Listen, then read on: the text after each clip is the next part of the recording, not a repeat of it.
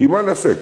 ես հանում եմ պատերազմի ժամանակ 650 միլիոն փող եմ տալի մեր ընտանիքից, ասում ենք ես օգնենք։ Դրանից հետո մենք ամեն ինչով օգնում ենք, մեկը գրում է ես թուրք եմ։ Տոքում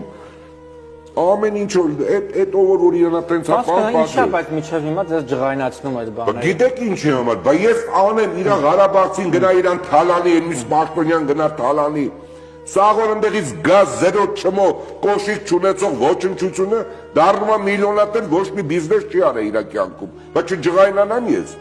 Այդ չեմ ասում որ վերջում խեղճերը այդ խեղճ ժողովուրդը ընդեղից դուրս էր գալի, իշխան էր 200 միլիոն էր, իշխան էր պարտք էին մեզի։ Ասի տվեք իրանց ոսկեղենը։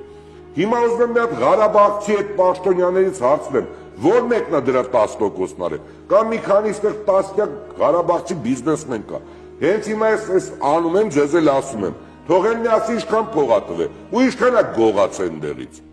Դեռ 20 պատերազմից հետո էլ էին գողանում։ Գնային ինչ անել, տայր սատկացներ ինչ անել։ Իրա ժողովրդից գողանում էին, այն խե ժողովուրդը ինչ գիտի ով ա։